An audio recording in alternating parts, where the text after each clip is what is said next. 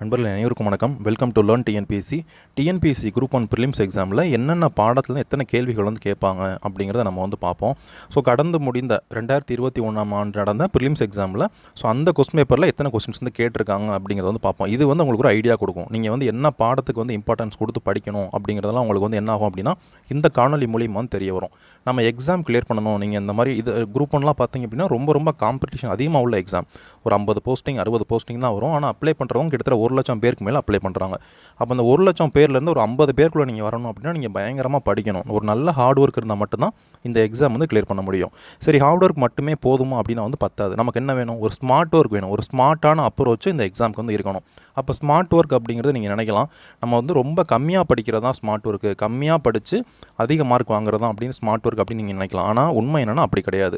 Smart work அப்படிங்கிறது நம்ம என்ன பாடத்தை படிக்கணும், என்ன பாடத்தை படிக்கக்கூடாது அப்படின்னு தெரிஞ்சுக்கிறோம் இல்லைங்களா? அதுதான் வந்து ஸ்மார்ட் ஒர்க். என்ன பாடத்துக்கு நம்ம இம்பார்ட்டன்ஸ் கொடுத்து நம்ம படிக்கணும், எந்த பாடத்தை வந்து நம்ம கம்மியான இம்பார்ட்டன்ஸ் கொடுத்து நம்ம படிக்கணும் அப்படின்னு நம்ம தெரிஞ்சுக்கிறது தான் ஸ்மார்ட் ஒர்க்கு. அதை வச்சு தான் நம்ம ஸ்ட்ராட்டஜி மேக் பண்ண முடியும். அதிகமான கேள்வி, ஒரு பாடத்துலேருந்து அதிகமான கேள்வி வருது அப்படின்னா அதுக்கு நம்ம ப்ரிஃபரன்ஸ் கொடுத்து நம்ம அதிகமாக படிக்கணும். கம்மியான கொஸ்டின்ஸ் வருது அப்படின்னா அதை இறுதியாக வச்சுக்கிட்டு நம்ம அதையும் விட்டுறக்கூடாது, எதையுமே விடக்கூடாது. ஏன்னா காம்படிஷன் அதிகமாக இருக்குது. அதனால் எந்த பாடத்தையும் விட முடியாது. அதில் முக்கியமானதை மட்டும் நம்ம படிச்சுக்க வேண்டியதான். இந்த மாதிரி தான் நம்மளுடைய அப்ரோச் வந்து இருக்கணும்.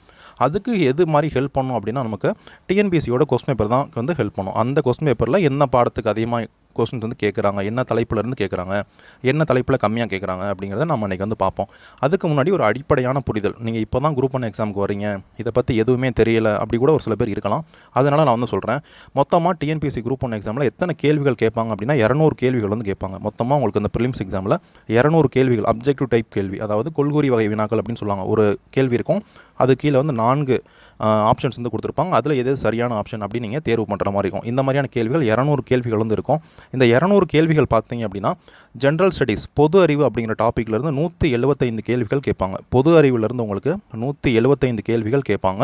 அதுக்கடுத்து மேக்ஸ்லேருந்து ஆப்டிடியூட் அண்ட் மென்டல் எபிலிட்டின்னு சொல்லக்கூடிய திறனறிவு, அதிலிருந்து உங்களுக்கு 25 கேள்விகள் கேட்பாங்க. மொத்தம் பார்த்தீங்க அப்படின்னா 200 கேள்விகளுக்கு நம்ம இந்த எக்ஸாம் வந்து ப்ரிலிம்ஸ் எக்ஸாம் அப்படிங்கிறது நம்ம வந்து எழுதுவோம். இப்போ நம்ம டீப்பாக வந்து பார்க்கலாம், என்னென்ன தலைப்புகள்லேருந்து கேட்குறாங்க அப்படின்னு சொல்லிட்டு நம்ம டீப்பாக வந்து இப்போ வந்து பார்ப்போம். ஸோ இதில் பார்த்தீங்க அப்படின்னா இங்கே கொடுத்துருக்கக்கூடிய இந்த தலைப்புகள்லேருந்து அவங்களுக்கு ப்ரிலிம்ஸ் எக்ஸாமில் கேள்விகள் வந்து கேட்பாங்க. இந்த தலைப்புகள் தாண்டி கேட்க மாட்டாங்க. ஸோ இந்த தலைப்புகள்லேருந்து தான் ஓவர்வியூவாக நான் கொடுத்துருக்கேன்.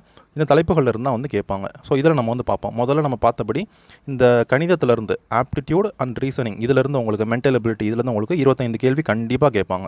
இதிலேருந்து 25 கேள்வி வந்து நிச்சயமாக கேட்பாங்க. இது போக இருக்கக்கூடிய இந்த எல்லா கேள்வி, இது 175 கேள்விகள் பார்த்தீங்க அப்படின்னா உங்களுக்கு ஜென்ரல் ஸ்டடீஸ்னு சொல்லுவோம். இது அனைத்துமே உங்களுக்கு ஜென்ரல் ஸ்டடீஸ் டாபிக். இந்த டாப்பிக்கில் நமக்கு 175 கேள்விகள் வந்து கேட்பாங்க.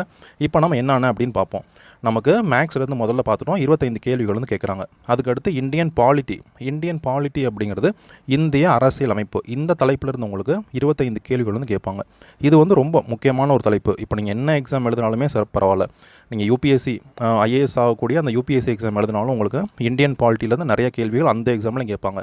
குரூப் 4 குரூப் 2 முன்னாடிலாம் பார்த்தீங்க அப்படின்னா இந்த இந்தியன் பாலிட்டிக்கு அவ்வளோ இம்பார்ட்டன்ஸ் வந்து இல்லை, கேள்விகள் கம்மியாக தான் கேட்டாங்க. இப்போ ரீசெண்ட் டைமில் ஏன்னா நிறையா இப்போ பிரச்சனைகள், அந்த இஷ்யூலாம் வந்து இந்தியன் பாலிட்டி அப்படிங்கிறது எல்லாருக்கும் தெரிஞ்சிருக்க வேண்டிய ஒன்று, முக்கியமாக தெரிஞ்சிருக்கணும். அதனால் நமக்கு இதுக்கு வந்து இம்பார்ட்டன்ஸ் கொடுக்குறாங்க. அதிகமான கேள்விகள் நமக்கு இந்த டாப்பிக்லேருந்து வரும். இது கண்டிப்பாக வந்து படிக்க வேண்டிய டாபிக். இந்தியன் பாலிட்டி அப்படிங்கிறது முக்கியமான டாபிக்.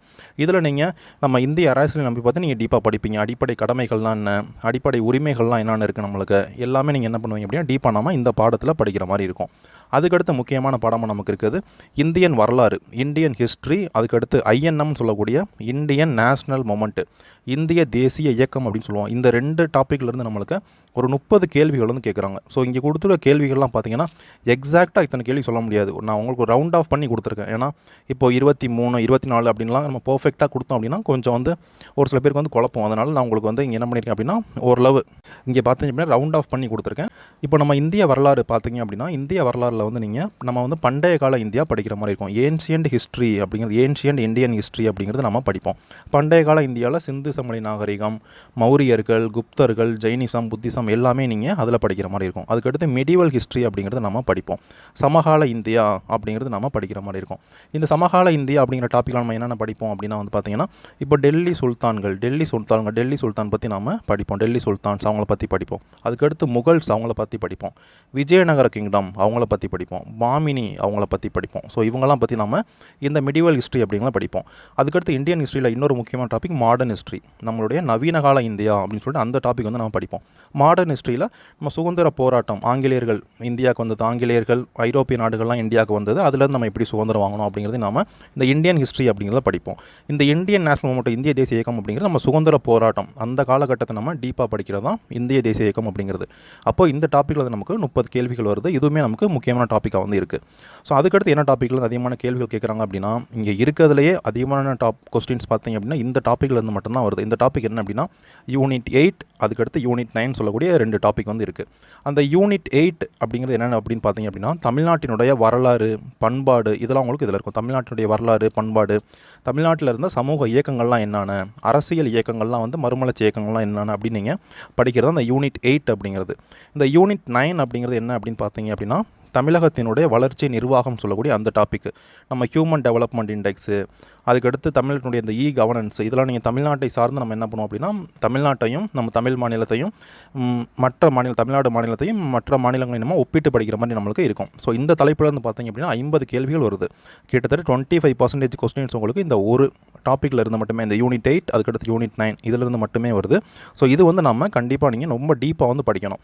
ஸோ முன்ன ஸ்டார்டிங்லாம் பார்த்தோம் அப்படின்னா நம்ம கணக்கிலேருந்து 50 கேள்வி கேட்டுக்கிட்டு இருந்தாங்க, மேக்ஸ்லேருந்து 50 கொஸ்டின்ஸ் வரும். இப்போது இந்த யூனிட் 8 and 9 இதிலிருந்து கிட்டத்தட்ட ஒரு 50 கேள்விகள் வந்து கேட்குறாங்க. இது ரொம்ப முக்கியமான ஒரு பாடமாக வந்து இருக்குது. ஸோ நம்ம இந்த சேனல்லையும் Learn TNPSCன்னு சொல்லக்கூடிய நம்ம சேனல்லையும் திருக்குறள் இந்த யூனிட் 8, 9க்கு வந்து நான் நிறைய காணொலி நெக்ஸ்ட் வந்து நான் வந்து கொண்டு வரேன். ஸோ நம்ம வந்து அதை வந்து படிக்கலாம். அதுக்கடுத்து என்ன டாப்பிக்கில் வந்து கொஸ்டின்ஸ் கேட்குறாங்க அப்படின்னு பார்த்தீங்க அப்படின்னா, இந்தியன் ஜியோகிராஃபி, இந்திய புவியியலிருந்து நமக்கு கேள்விகள் கேட்குறாங்க. இந்திய புவியியலில் என்னென்ன டாப்பிக்லாம் கவர் ஆகும் அப்படின்னு பார்த்தீங்க அப்படின்னா, நம்மளுடைய நில அமைப்பு, ஸோ இந்தியாவுடைய நில அமைப்பு அதெல்லாம் நீங்கள் படிப்பீங்க. இந்தியாவில் இருக்கக்கூடிய ஆறுகள் அதெல்லாம் நம்ம வந்து படிப்போம். ஸோ அதுக்கடுத்து பார்த்தீங்க அப்படின்னா முக்கியமான வளங்கள்லாம் இந்தியாவில் என்னென்ன இருக்குது, ஸோ அதெல்லாம் நம்ம வந்து படிப்போம். அதுக்கடுத்து டிரான்ஸ்போர்ட் அதெல்லாம் நம்ம இந்த இந்தியன் ஜியோகிராஃபியில் வந்து நம்ம வந்து படிப்போம். இந்தியாவை சார்ந்த இந்திய புவியியல் மட்டும் நம்ம படிக்கிற மாதிரி இருக்கும். அதுக்கடுத்து இந்திய பொருளாதாரம் சொல்லக்கூடிய இந்த டாப்பிக்கில் வந்து நமக்கு 15 கேள்விகள் வந்து கேட்குறாங்க. இந்திய பொருளாதாரம் நீங்கள் பார்த்தீங்க அப்படின்னா இந்தியாவுடைய தேசிய வருமானம், நேஷ்னல் இன்கம் அப்படின்னு சொல்லுவோம், அந்த டாபிக் நம்ம படிப்போம். நேஷ்னல் இன்கம் அந்த டாபிக், தேசிய வருமானம் அப்படிங்கிறது நம்ம படிப்போம். அதுக்கடுத்து பேங்கிங் வந்து இதெல்லாம் முக்கியமாக நீங்கள் படிப்பீங்க. பேங்கிங் சார்ந்து வங்கிகள் சார்ந்த reserve bank of India, private பேங்க்கு, ஸோ நிறையா பேங்க் வந்து நீங்கள் கோஆபரேட்டிவ் பேங்க்கு, நபார்டு, இதை பற்றிலாம் நீங்கள் எக்கனாமிக்ஸில் படிக்கிற மாதிரி இருக்கும். அதுக்கடுத்து நம்ம பட்ஜெட், நம்மளுடைய வரவு செலவு கணக்கு, நம்ம நாட்டுக்கு இருக்கக்கூடிய வரவு செலவு கணக்கு அதெல்லாம் நம்ம படிக்கிற மாதிரி இருக்கும். ஸோ அதெல்லாம் நம்ம படிப்போம். அதுக்கடுத்து சர்வதேச பொருளாதார அமைப்புகள்லாம் நம்ம படிப்போம். இப்போ பார்த்தீங்கன்னா இன்டர்நேஷனல் மானிட்டரி ஃபண்டு, வேர்ல்டு பேங்க்கு, இதை பற்றிலாம் கூட இந்த டாப்பிக்கில் நீங்கள் படிக்கிற மாதிரி இருக்கும். இதுலேருந்து உங்களுக்கு 15 கேள்விகள் வந்து கேட்குறாங்கன்னு நீங்கள் தெரிஞ்சுக்கோங்க. அதுக்கடுத்து நடப்பு நிகழ்வுகள், கரண்ட் அஃபேர்ஸ் அப்படிங்கிறது நமக்கு கேட்குறாங்க. கரண்ட் அஃபேர்ஸில் பார்த்தீங்க அப்படின்னா ஒரு 8 மாதங்களுக்கான கரண்ட் அஃபேர்ஸ், குறைஞ்சது ஒரு 8 மாதங்களுக்கான கரண்ட் அஃபேர்ஸ் நீங்கள் படிச்சிட்டிங்க அப்படின்னா வந்து போதும். தேர்வுக்கு முன்னாடி ஒரு 8 மாதங்களுக்கு முன்னாடி உள்ள கரண்ட் அஃபேர்ஸ் நீங்கள் கண்டிப்பாக படிச்சுக்கணும். அதை சார்ந்து ஒரு 15 கேள்விகள் கிட்டத்தட்ட வந்து கேட்டிருக்காங்க அப்படிங்கிறத தெரிஞ்சுக்கோங்க. அதுக்கடுத்து ஜென்ரல் சயின்ஸ், பொது அறிவியல், இதிலிருந்து நமக்கு பொது அறிவியலிருந்து, அதாவது ஸ்டாட்டிக்லேருந்தே உங்களுக்கு ஒரு 20 கேள்விகள் வந்து கேட்குறாங்க. பொது அறிவியல் அப்படிங்கிறது நமக்கு ஃபிசிக்ஸ்லேருந்து கேள்வி கேட்பாங்க. ஃபிசிக்ஸு, கெமிஸ்ட்ரி, அதுக்கடுத்து வந்து பாட்னி, அதுக்கடுத்து வந்து சுவாலஜின்னு சொல்லக்கூடிய அந்த டாப்பிக்கில் நமக்கு கேள்விகள் வந்து கேட்பாங்க. ஸோ இது வந்து பார்த்திங்க அப்படின்னா ரொம்ப சிம்பிளாக தான் இருக்கும். இது வந்து நீங்கள் எல்லா பாடமே படிக்கணும் அப்படின்னு இல்லை, சிலபஸில் மென்ஷன் பண்ணியிருக்கக்கூடிய அந்த டாபிக் மட்டும் படிச்சிங்க அப்படின்னா வந்து போதும். இந்த டாபிக் வந்து நீங்கள் வந்து கவர் பண்ணிடலாம். ஸோ அதுலேருந்து உங்களுக்கு ஒரு 20 கேள்விகள் வந்து கேட்குறாங்க. ஸோ இதில் விட்டு போன கேள்விகள், ஸோ மற்றவை பார்த்திங்க அப்படின்னா ஒரு 15 கேள்விகள் வந்து வச்சுக்கலாம். ஸோ எல்லாத்தையும் கலந்து நான் உங்களுக்கு ரவுண்ட் ஆஃப் பண்ணி கொடுத்துருக்கேன். இதில் விட்டு போனது எல்லாமே பார்த்திங்க அப்படின்னா ஒரு 15 கேள்விகள் வந்து இருக்குது. ஸோ இந்த ஃபார்மெட்டில் தான் டிஎன்பிஎஸ்சி எக்ஸாமில் குரூப் 1 எக்ஸாமில் வந்து கேட்குறாங்க அப்படிங்கிறத நீங்கள் வந்து தெரிஞ்சுக்கோங்க. இதை பேஸ் பண்ணி தான் நீங்கள் என்ன பண்ணணும் அப்படின்னா உங்களுடைய ஸ்டடி பிளான் அப்படிங்கிறது இருக்கணும். நீங்கள் என்ன படித்தாலும் இதை பேஸ் பண்ணி இப்போ எத்தனை கேள்விகள் கேட்குறாங்க, நம்ம எதுக்கு இம்பார்ட்டன்ஸ் கொடுக்கணும், அதை பேஸ் பண்ணி தான் நீங்கள் என்ன பண்ணணும் அப்படின்னா நீங்கள் இந்த எக்ஸாமுக்கு வந்து படிக்கணும். தொடர்ந்து நம்ம நிறைய காணொலிகள் இதை சார்ந்து நம்ம வந்து படிப்போம். ஸோ உங்களுக்கு நிறையா ஸ்ட்ராட்டஜி, நீங்கள் எப்படி படிக்கணும் அப்படிங்கிற ஸ்ட்ராட்டஜிலாம் நான் நெக்ஸ்ட் வந்து நான் கொண்டு வரேன். ஸோ எந்த காணொலியுமே மிஸ் பண்ணாமல் இருக்க கண்டிப்பாக நீங்கள் நம்ம சேனலில் வந்து நீங்கள் சப்ஸ்கிரைப் பண்ணிக்கோங்க. அதுக்கடுத்து டெலிகிராமில் கண்டிப்பாக நீங்கள் ஜாயின் பண்ணிக்கோங்க. நம்ம டெலிகிராம் சேனல் Learn TNPSC நம்ம டெலிகிராம் சேனலில் நீங்கள் ஜாயின் பண்ணிக்கோங்க. இதை ஜாயின் பண்ணிட்டீங்க அப்படின்னா உங்களுக்கான வீடியோ, எந்த வீடியோ சப்போஸ் உங்களுக்கு நோட்டிஃபிகேஷன் வரலனா கூட எந்த வீடியோமே நீங்கள் மிஸ் பண்ணாமல் எல்லா கிளாஸஸுமே நீங்கள் வந்து அட்டன் பண்ண முடியும். நீங்கள் இன்ஸ்டாகிராம் யூஸ் பண்ணுறீங்க அப்படின்னாலும் நீங்கள் நம்ம சேனலில் வந்து நீங்கள் வந்து இன்ஸ்டாகிராமில் வந்து ஃபாலோ பண்ணிக்கோங்க. இன்ஸ்டாகிராமை கூட நீங்கள் படிப்புக்காக வந்து உங்களால் வந்து யூஸ் பண்ண முடியும். ஸோ ரெண்டுமே நீங்கள் ஜாயின் பண்ணிக்கோங்க. உங்களுக்கு சந்தேகங்கள் இருக்குது, நீங்கள் எக்ஸாம் சார்ந்த டிஎன்பிஎஸ்சி எக்ஸாம் இருந்தாலும் சரி, யூபிஎஸ்சி எக்ஸாம் இருந்தாலும் சரி, உங்களுக்கு ஏதாவது சந்தேகங்கள் இருக்குது, எக்ஸாம் ரிலேட்டடாக நீங்கள் ஏதாச்சும் என்கிட்ட கேட்கணும் அப்படின்னா நீங்கள் எனக்கு வந்து மெசேஜ் பண்ணுங்கள். இன்ஸ்டாகிராமில் மெசேஜ் பண்ணுங்கள். கண்டிப்பாக நான் உங்களுக்கு ஃப்ரீ டைமில் கண்டிப்பாக நான் உங்களுக்கு வந்து ரிப்ளை பண்ணுறேன். So thank you friends.